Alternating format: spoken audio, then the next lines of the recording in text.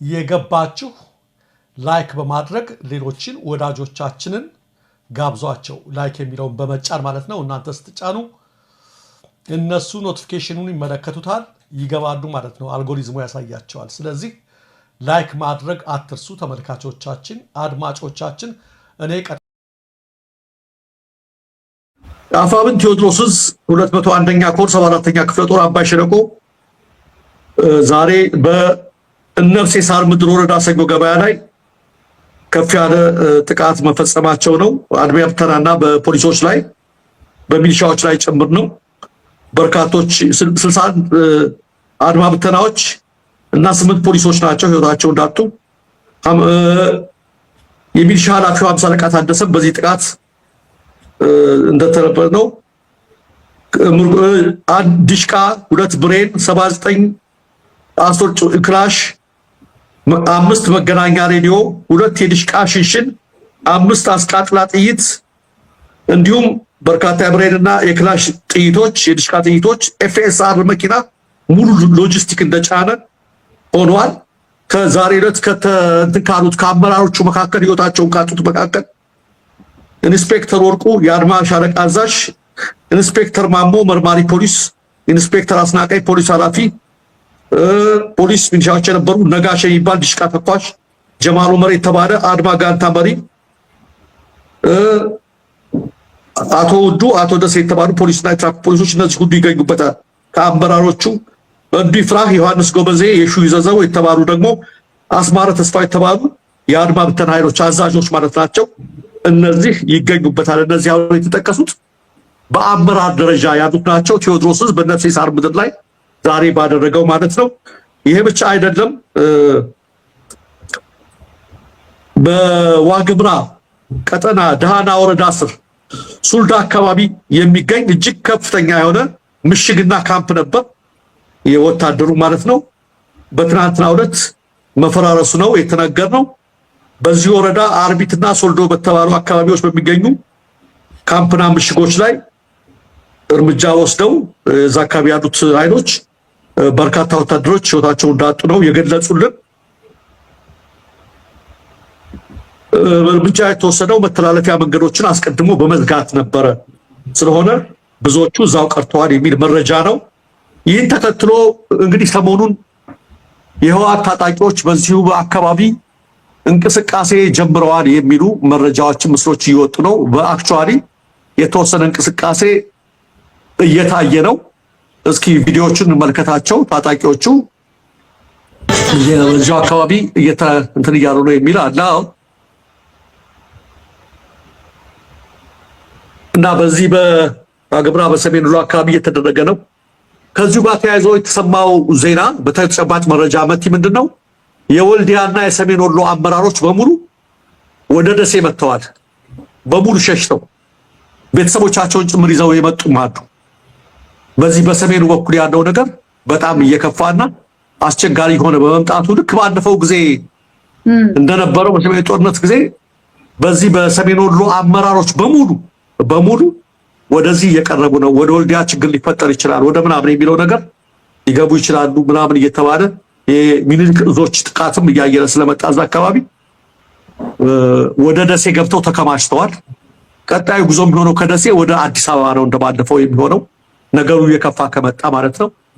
እና ይሄ ነገር እየከፋ በመጣበት ሰዓት ላይ ነው እንግዲህ በያለበት ነው አብይ አህመድ አንቺ እንዳልሽው ቅድም አድርጎት በማያውቀው ሁኔታ ሲፈልግ እንደዚህ አይነት መረጃ ያው ነገር ለማስተላለፍ የሚፈልጋቸው ሰው ያዳምጣቸዋል። የሆነ የሚባለው ሚዲያ አለ እንደ ታርጌት ነው የሚመረጠውና እንዳልሽው መቲ አብይ ለአሚኮ መረጃም ሰጥቶ ያውቃል። የሀገሩ ሰረው ነው በሀገሩ በሬ የሚል ብሂል እንደሚከተል ታውቂያለሽ። ትግረኛ ላይ ሲሄድ በትግረኛ እንትን ነገር ወደ ሶማሌ ሲሄድ በሆነ በሶማሌ በእነሱ ዘይቤ በሁሉም ነገር የሚያደርጋት አለች የተለወጠች ነገርና ዛሬ አማራ ክልሉ ስለከፋ ነው አሚኮ ላይ ነው ቃለ ምልልስ አድርጉ ጠቅላይ ሚኒስትሩ ተብለው የቃለ ምልልስ ነገ ዓርብ ይለቀቃል ተብሏል። ግን ሃይላይቶቹ ስንመለከታቸው ሰሞኑን አብይ ደብረ ማርቆስ ላይ ካደረጋቸው ንግግሮች ቅጥያ ናቸው። ፍርሃቱ በጣም ማየሩን የሚያመላክተውና አንቺም የሆነ የምትይወይና ቪዲዮውን ጋብዥ ነው።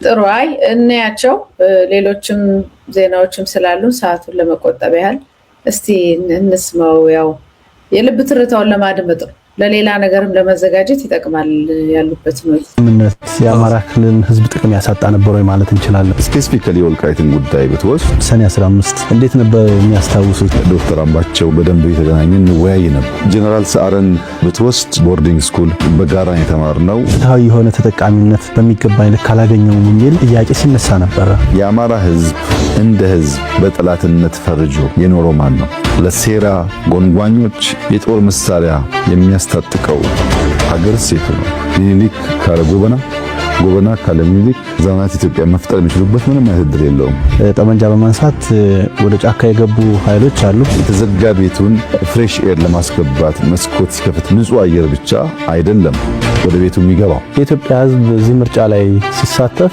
ምን መልእክት ሊያስተላልፍ እንደፈለገ መውሰድ እንችላለን ባለፉት 5 ዓመታት ብዙ ድንቅ ስራዎች ሰርተናል በዚህ 5 ዓመት ግን ፈተናው ከባድ እንቅልፍ የሚያስተኛ አይደለም ጠቅላይ ሚኒስትር ዶክተር አብይ አህመድ በፖለቲካዊ ኢኮኖሚያዊና ማህበራዊ ጉዳዮች ላይ ከአማራ ሚዲያ ኮርፖሬሽን አሚኮ እንግዲህ እንቅልፍ የሚያስተኛ አይደለም ነው ያለው እኔ እንደውም ለሱም እኮ በጤናና በህይወት መኖር ያስፈልጋል እና በጣም ከባድ ነው የሚቀጡት አመታት እንደውም በጣም ከባድ ነው እኔ እዚህ ንግግር ላይ ማለት ነው ምኒልክ ያለ ጎበና ምናምን ትላንት አትለውም ነበር መቼ ነው ለምን እኛ እሱን ብለን ነው የጎንደር ህዝብ የኦሮሞ ደሜኔ ነው ካለቆ ቆይቷል ሁሉም እኮ አንድ ላይ ሆኖ ነው እኮ ለውጥ ያመጣው ከዛ በኋላ ማን ጀመረው ራሱ መንግስታችን ተነካ ብለው ከቡራዮ ከምናምን ከሰበታ ይመጣሉ እዚህ አዲስ አበባ ላይ እዚህ ሀገር ላይ ኦሮሞ ጠላለ ምናምን ብሎ ህዝቡን ካስጨፈጨፈ በኋላ ምኒልክ ያለ ጎበና ምናምን አሁን ይሄ ካርድ ተቃጥሏል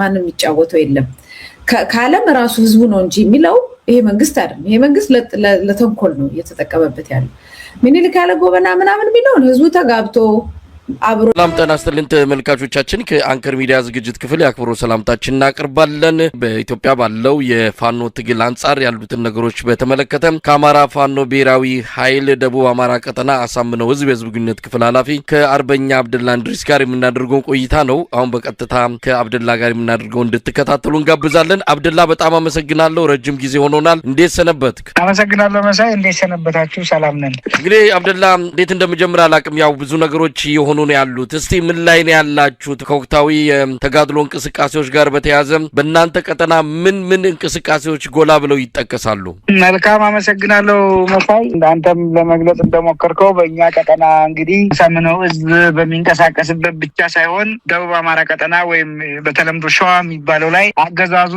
ከሰሞኑ የተደራጀና በተናበበ መንገድ እንቅስቃሴ እያደረገ ነው አንደኛው ከዚህ ከዲጂታል ሚሊሻዎቹ ጋራ በተናበበ አለ የሌለ ኃይሉን ያንቀሳቀሰ የሚገኝበት ሁኔታ ነው ያለው በሚያሳዝን ሁኔታ አሰቃቂና በጣም ዘግናኝ የሆነ ጭካኔ የተሞላበት የድሮን ጥቃት በመሰንዘር በጣም በርካታ ንጹሃንን እና እንዲሁም አንድ ታዋቂ ግለሰብ ጨምሮ ለህልፈተ ህይወት እንዲደረጉ አድርጓል በሌሎችም እንደዚሁ በእኛ ኃይል በሚንቀሳቀስበት በከሰም በመርሃቤቴም በሁሉም የሸዋ ቀጠናዎች የጠላት እንቅስቃሴ በስፋት ነው ያለው ሌላው የሐሰት ፕሮፓጋንዳውም የእጅ ሰጡኝ ዜናውም እንደተከታተልከው በስፋት ሲካሄድ ነው የሰነበተው ሌላው ህዝብን የማስጨነቅ የማይገናኙ ታሪኮችን በመገጣጠም ፋኖን የማጠልሸት ተራሎ ባልታ ላይ ያገዛዙ ሰዎች ተጠምደው የከረሙበት ሁኔታ ነው ያለው እንዳጠቃላይ ሲታይ አገዛዙ ሽንፈቱን ለመሸፈን ሲል የተለያየ የሐሰት ፕሮፓጋንዳ እና ያሸነፍኩ የደመሰስኩ ዜና እየተስተዋለ ያለበት ሁኔታ ነው ያለው መሳይ አርበኛ አብደላ ሰሞኑን ከምንሰማቸው በተለይ ከአገዛዙ መንደር የምንሰማቸው ጀነራሎቹ በየከተማው ህዝቡን እየሰበሰቡ ነው ያሉት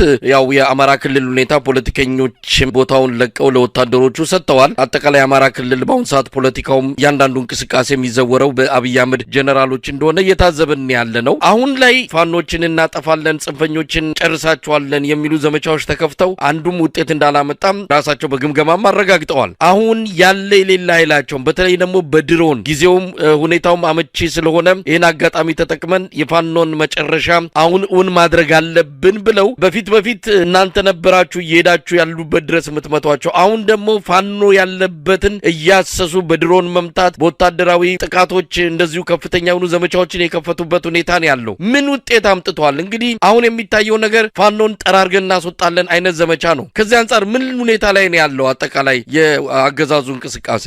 ጥሩ መሳይ እንዳልከው የአማራ ክልል የሚባለው መስተዳደር ያው ፈርሷል። ከፈረሰም 3 ዓመት የቀረበው ነው ያለው። ምናልባት በመሃል በተወሰነ መንገድ የተወሰነች ገመዷን ሽባቧን ለቀቅ አድርገዋት የአማራ ክልል መስተዳደር በተወሰነ መንገድ ባህር ዳርና አንዳንድ ውስን የዞን ከተሞች ላይ በአገዛዙ ዙና መድፍ ታንክ ተከበው የሚንቀሳቀሱበት ሁኔታ ነበር የነበረው። አሁን መልሰው ሙሉ በሙሉ ለአብይ አህመድ የኮታ ጄኔራሎች ያስረከቡበት ሁኔታ ነው ያለው። እነዚህ የኮታ ጄኔራሎች እንደምታስታውሰው በቀረርቶ በፉከራ የታጀበ እንቅስቃሴ በመላ አማራ ክልል እነሱ በሚንቀሳቀሱበት ማለት ነው ጥቁር አስፋልትን ተከትለው ሌላ ቦታ ያው እንደሌሉ ስለሚታወቅ ምናልባትም በአንዳንድ የዞን ከተሞች በሚያገኙት አጋጣሚ የተለመደ ፉከራና ቀረርቷቸውን እያቀረቡ ተስተውሏል። እንዲሁም የአብይ አህመድ ጡረተኛ ጄኔራሎች የሰሞኑ አንዳንድ ግርግር የመጽሐፍ መርቁልኝ የመጽሐፍ ጻፍን አይነት ዲስኩሮችን እያየን ያለንበት ሁኔታ ነው ያለው። የሆነ ሆኖ አገዛዙ በትክክልም እንደተሸነፈ ያው አምነዋል። ለምሳሌ ከሰሞኑ የአብይ አህመድ ጡረተኛ ጄኔራል የሆነው አለምሸት ደግፍ የሚባል ሰው የአማራ ፋኖ እያሳረፈ ያለውን ጡጫ በደንብ አድርጎ አቅርቧል። ካነሳቸው ነጥቦች ውስጥ የሽምቅ ውጊያ ምን አይነት ከባድ እንደሆነ በተለይም ይሄንን ለመቋቋም እንዳልቻሉ ያየንበት ሁኔታ ነው ያለው። ሌላው የአማራ ሕዝብ አሁን ባለው ሁኔታ ወደ ትግል የተነሳበት እውነተኛ ኮዝ እንዳለም እነሱም አምነዋል። በንግግሩ ላይ ምንድነው ለመታዘብ የቻልኩት እንደዚህ አይነት ቀውስ ውስጥ ዓለም አቀፍ ተሞክሮዎችን ነው ሲያቀርብ የነበረው። እንግዲህ አለምሸት ደግፌ ማለት እስካሁን ድረስ ያለ ያው አጎንባሽ ጄኔራል ነው። በእርግጥ በእውቀቱ ብዙ የሚታማ አይደለም። ቴዎሬቲካል በሆነው መንገድ ያው ሰውየው ሞራል የሌለው ሰው ነው እንጂ ሲያቀርብ 80% የሚሆነውን በእንደዚህ አይነት ውጊያ ውስጥ የፖለቲካዊ ጥያቄዎች ሲኖሩ ነው በሚል የአማራን ህዝብ ጥያቄ ፍጹም ሌጂቲሜት መሆኑን በአደባባይ ያመነበት ሁኔታ እንዳለ ለመታዘብ ችያለሁ። ይሄ ጄኔራል እንግዲህ እንደምታስታውሰው የኢታማጆሩ ሹሙ ከፍተኛ አማካሪና የውጊያ ጉዳዮች ኃላፊ ነው። በግልጽ 80% የፖለቲካ ጥያቄ ባለመመለሱ የሚካሄድ ውጊያ ነው በሚል እምነቱን ሲሰጥ የታዘብንበት ሁኔታ አለ። ሁለተኛውና መሰረታዊው ነገር እሱ ያነሳው የአማራ ህዝብ የብሶት ደረጃ ልክ ቁስል በሚል የወከለበትና በከፍተኛ ደረጃ ህዝቡ እንደተቆጣ እንግዲህ ቁስል ስሜቱን ታውቀዋለህ። በዚያ ደረጃ ላይ እንደሆነ የአማራ ህዝብ ምክንያቱም 80% የሚሆነው ያ የፖለቲካ ጥያቄው ባለመመለሱ እዚያ እንደደረሰ ሲናገር ነበር። ሌላው በዚህ እንቅስቃሴ ውስጥ ህዝቡ መረጃ እንደማይሰጥና የመረጃ ምንጩን ሙሉ በሙሉ እንደቆለፈበት በብስጭትና በንዴት ሲናገር ያየንበት ሁኔታ ነው ማለት ነው። እንግዲህ እንዳጠቃላይ ስታየው አገዛዙ በተለያየ መንገድ ይፎክራል። እናጠፋቸዋለን እንዲህ ልናረጋቸው ነው በሚል የሚሊሻ አካላትን ጭምር እየሰበሰበ የማረክን የእጅ ሰጡን ዜናዎች እየተናቀረርቶ ህዝብን የማስጨነቅ አይነት ስራዎች ሲያከናውን የሰነበተበት ሁኔታ ነው ያለው። ሌላው ቅድም ለመግለጽ እንደተሞከረው ፋኖን አጠፋለሁ በሚል የዘፈቀደ የድሮን ጥቃት በመሰንዘር ምንም ትርጉም የሌለው ለውጥ የማያመጣ ነገር ሲያደርግ ያየንበት ሁኔታ ነው ያለው። ሌላው እና መሰረታዊ ጉዳይ አሁን በዚህ በአማራ ህዝብ ላይ የሚነዛው ተራ አሉባልታና መሰረተ ቢስ ስም የማጥፋት ህዝብን እንደ ህዝብ የመወንጀልና ጥላቻ የመንዛን ነገር እያየን ነው። በተለይም ባንዳና ባዳ የሚል ተራ ስያሜ በመስጠት በተለይም የመንግስት ሰራተኛውን ጭምር በተለያዩ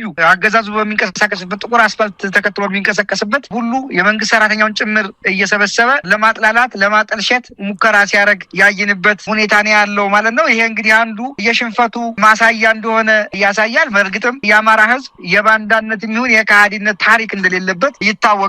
በጀግንነቱ የሚታወቅ ህዝብ ነው።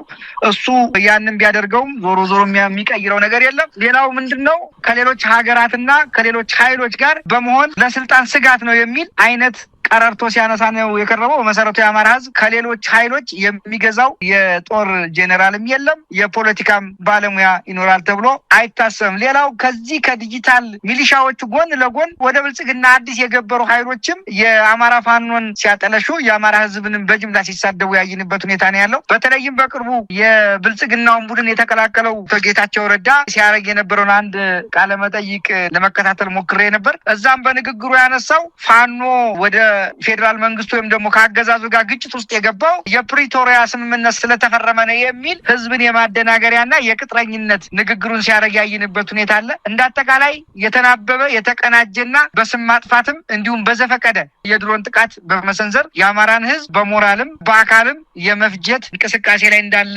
ያየንበት ሁኔታ ነው ያለው።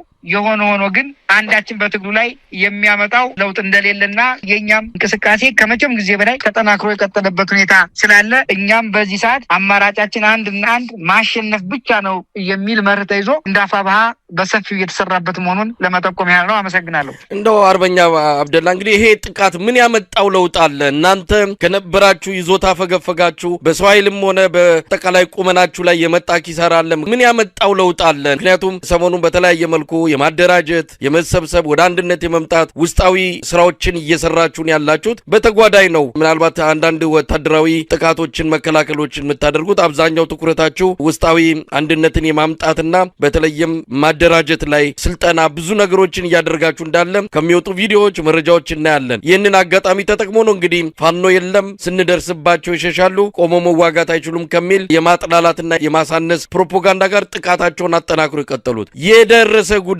አለ ወይ? በእናንተ በተቆጣጠሯቸው ቦታዎች በቁመናችሁ ላይ በአጠቃላይ የደረሰ ኪሳራ አለ?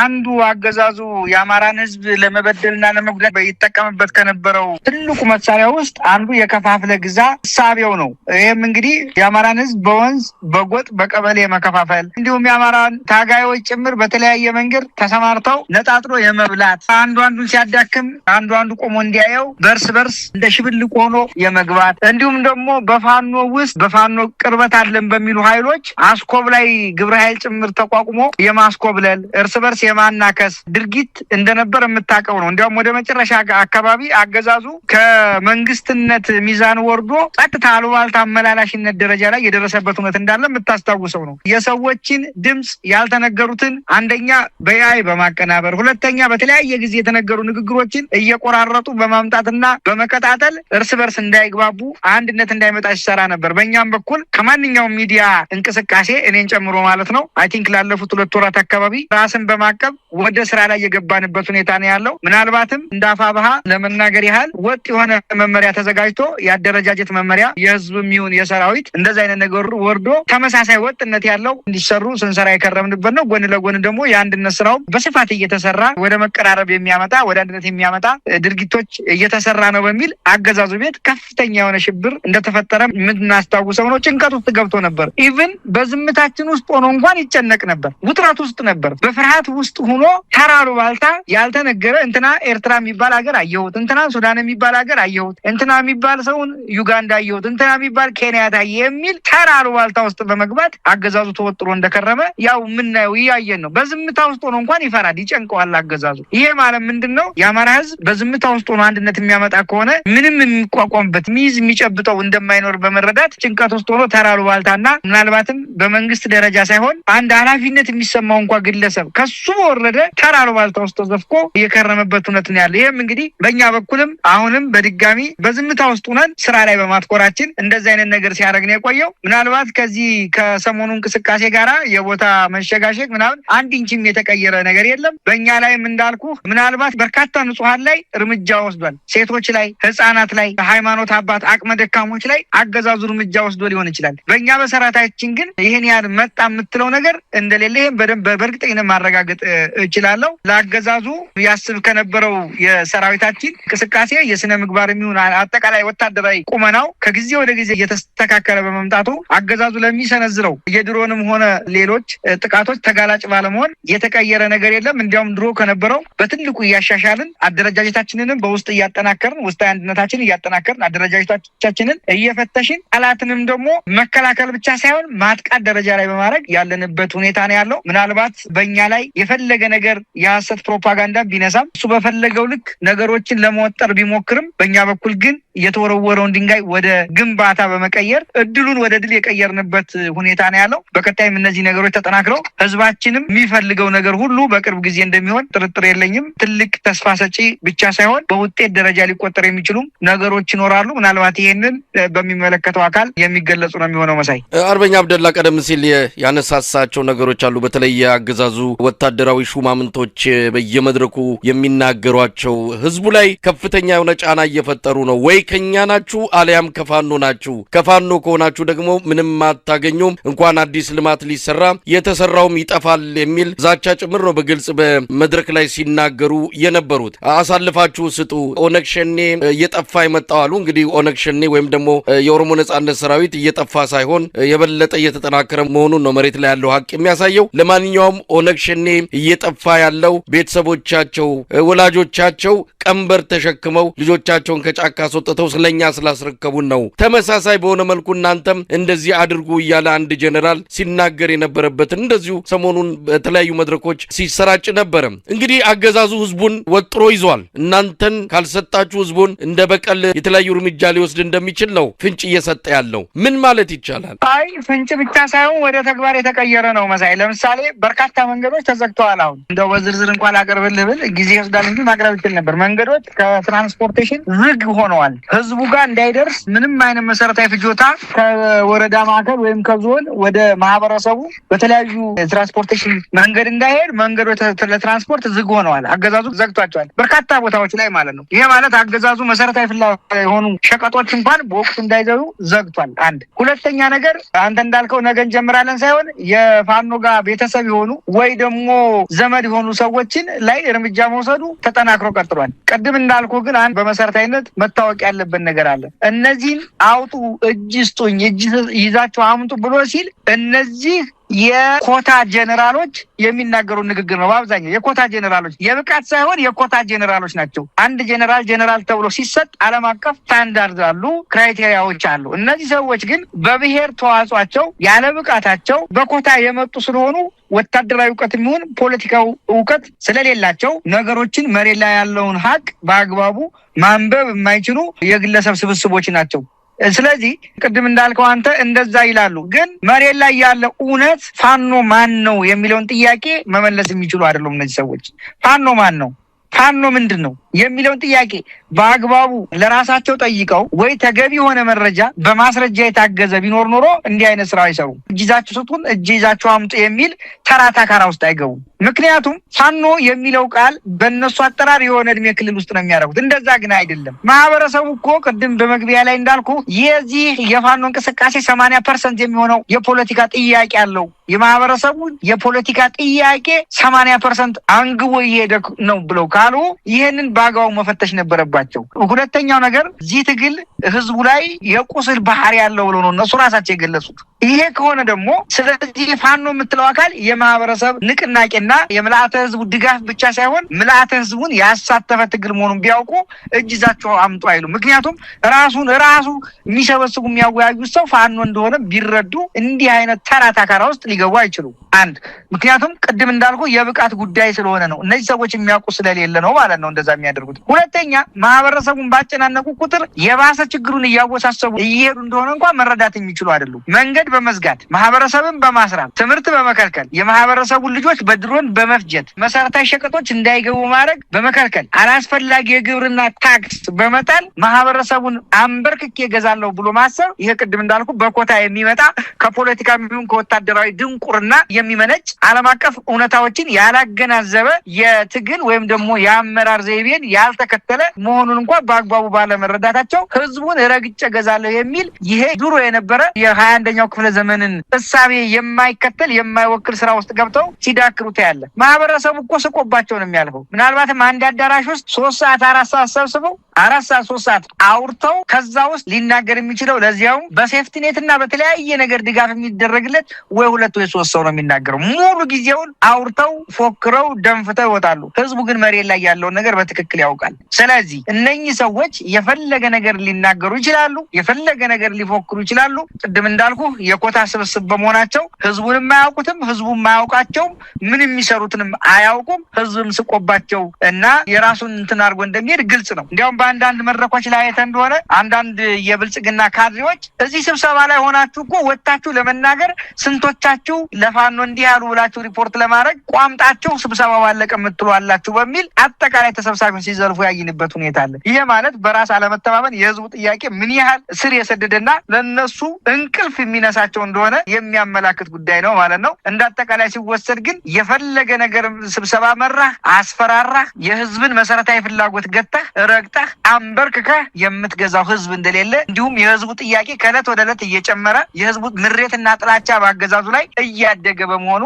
ምናልባትም የአማራ ህዝብ ይሄንን ትግል በአጭር ጊዜ ለመቋጨት እንደ መልካም አጋጣሚ እንደሆነለት ለመግለጽ ያህል ነው።